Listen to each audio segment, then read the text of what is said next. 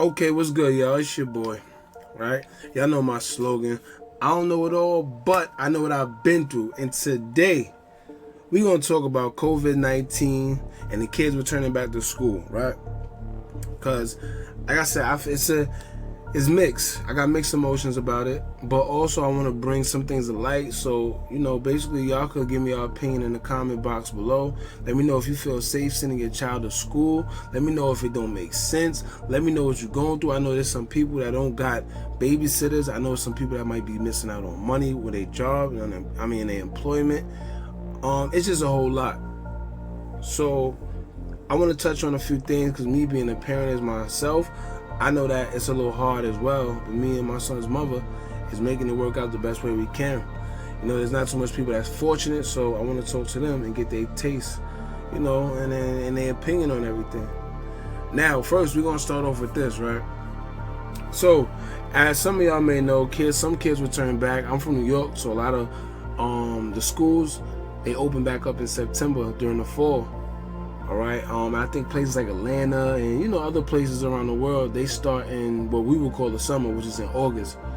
So there's already been a high surge, quote unquote, in COVID-19 cases. All right, and on this channel, we're not biased. We're gonna talk about the good, the bad, the stuff that don't make sense, everything. So let's get into it. It says, right, I think this is CBS News itself. It says nearly 100,000 children tested positive for the coronavirus in the last 2 weeks of July. A new report from the American Academy of Pediatrics finds just over 97,000 children tested positive for the coronavirus from July 16th to July 30th, according to the association. So, out of almost 5 million reported COVID-19 cases in the U.S., CBS News' Michael George reports that the group found that more than 338,000 were children. Now, of course, they were going to say that because, the kids are returning back to school. So, of course, they was going to say that the majority is children, right? So, it says the Vanderbilt University's Dr. Tina Harder hopes increased testing of all children will help determine what role they play in transmission as school districts around the country return to some form of school. She is leading a government-funded study that saw DIY testing kits. For the people that don't know what DIY means, it means do it yourself. DIY testing kits sent to some 2,000 families. It says the kits are shipped to the families. They are taught how to collect these samples. Then the samples are sent back to the families. To a central repository. My fault, she said. I'm trying to read off this thing and it's moving as we go, so my reading's a little off.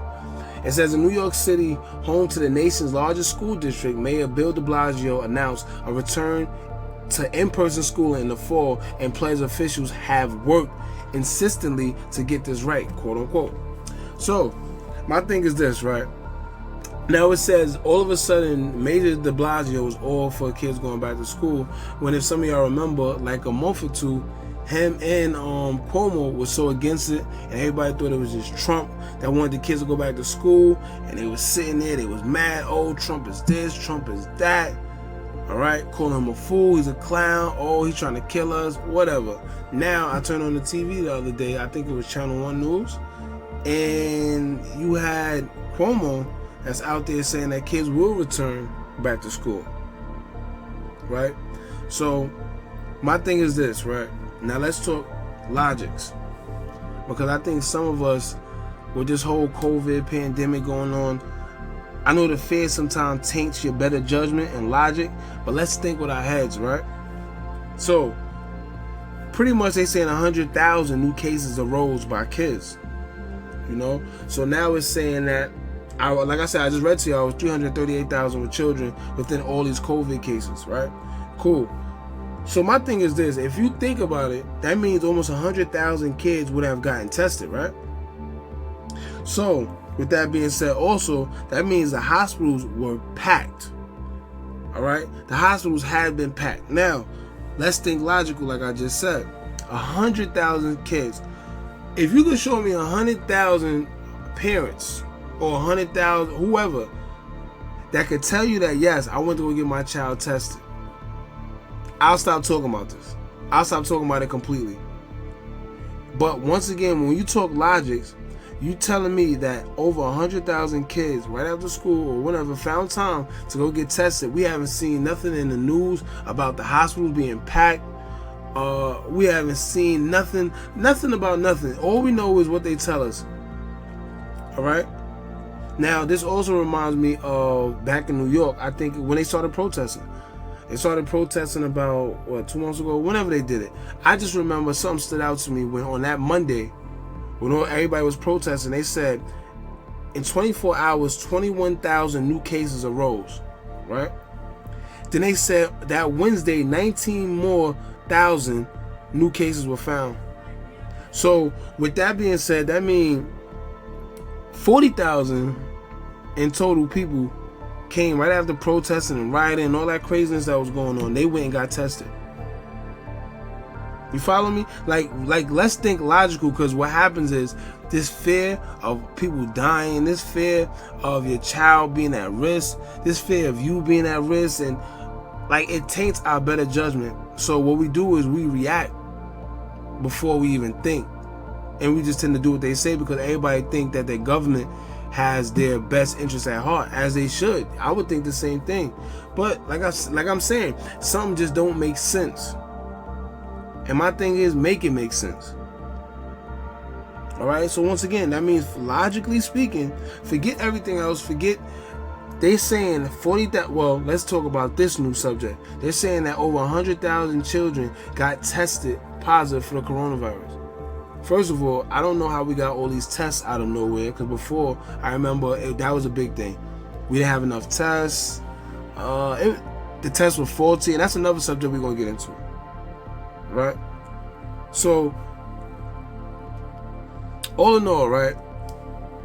Because I'm trying to make sense of this somehow, but I keep coming to a blank.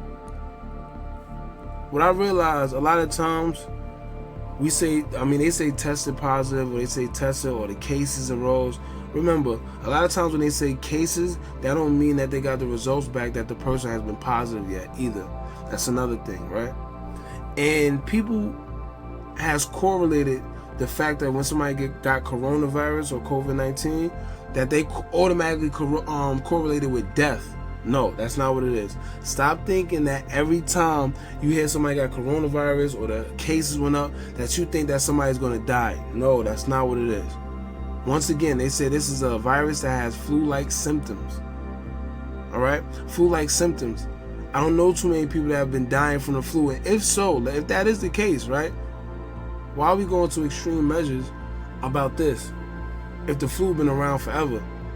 So, like I said, once again, logically think, we're scared of a virus that has nothing but flu-like symptoms, but the flu been around forever, but we're treating this different. Do you get it? Flu-like symptoms, coronavirus, pandemic, flu. It doesn't make sense. It does not make sense. All right? And I think it's all psychological, man. I really do. I think it's all psychological and social conditioning. You know, like the same way when this whole thing first started, everyone was so rebellious about staying in the house. No, I'm not staying in. I got a job. My kid got to do this. Oh, I got to do this. Blah blah. Now look, you fast forward a few months later, and there's people that's actually begging to be put on lockdown again, or making fun of people that's actually going out and just living their life. My thing is this, right? If you feel a way about about people going out, that's on you. Because that should be on them. That's their decision. They got to live with that if, God forbid, anything happens. If you want to stay in the house, just stay in the house.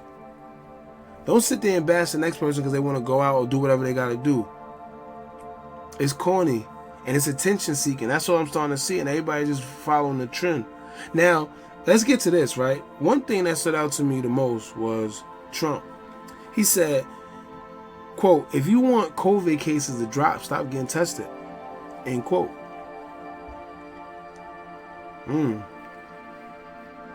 Now, I'm nowhere near a Trump supporter, right? However, two things. Before and after Trump made that statement, it's been coming out that the test, right, lo and behold, has been proven to be faulty and tampered with. Right? Let's not forget that. 2, I remember a couple months ago, Trump was like, you know what, to get rid of the coronavirus, take hydroxychloroquine. Guess what everybody did? Made fun of him, said he was crazy. Right? He don't know what he's talking about. He telling us to put disinfectant in our body. This is our president. Look at him. Now look, scientists, nurses, other doctors, that Nigerian lady, everybody's starting to come out that says, no, yo, hydroxychloroquine really works. You see what I'm saying? Like, I know a lot of times, man, a lot of people don't like Trump, cool, right? But I think a lot of times when it comes to him, we should listen to the message and not the messenger. Because a lot of things he's been saying, when you read between the lines, he's trying to tell us something. And like I said, I don't know. I'm nowhere near a Trump supporter, but I'm also a logical thinker. And I see things for what it is. I'm not emotional when it comes to thinking.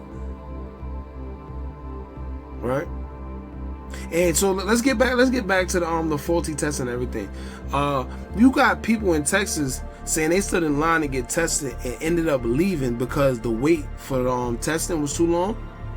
Then they said on their way back home, they got a call back saying that they even tested positive for the virus, and they didn't even get tested.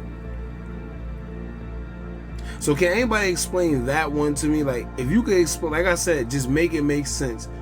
In the comment box below, please let me know. Please let me know. How does that make sense? And there's people that's coming out all over the world. But what's happening now, censorship.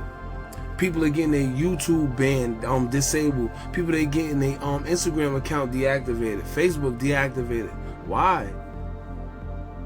There's been conspiracies, quote unquote, around forever. Why all of a sudden accounts is getting banned and disabled because we're talking out about the coronavirus and talking against all the inconsistencies that's been going on since this virus started? Why? That's something to think about. You know, my thing is the same way y'all got the energy to label these things that y'all don't understand, conspiracies, have that same energy for the inconsistencies as well. You know, when something come out, y'all be like, oh, that's bullcrap, that's just a conspiracy, he's a conspiracy theorist.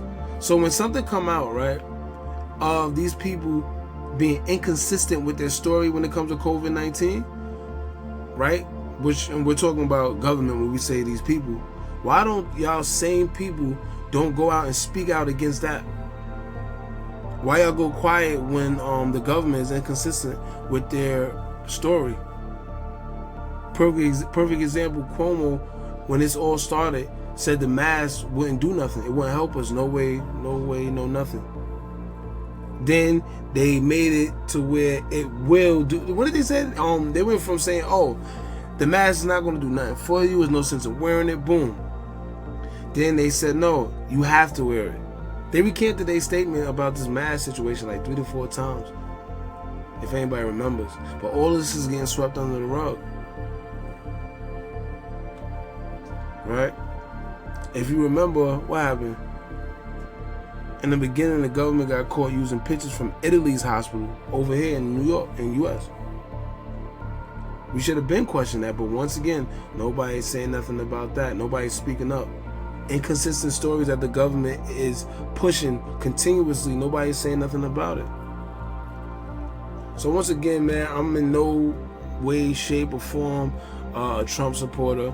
I'm not sitting here telling you to not believe. Once again, I'm gonna believe what I believe, and my job on this channel is to bring light to things that I feel is 50-50, that's shady, you know. And I just want y'all to think logical about some things instead of taking it from face value, just thinking that the government or other people got our best interests at heart. All right, so once again, let me know how you feel in the comment box below. Like, share, subscribe, hit the bell for notifications to know when I upload more content, and I'm out.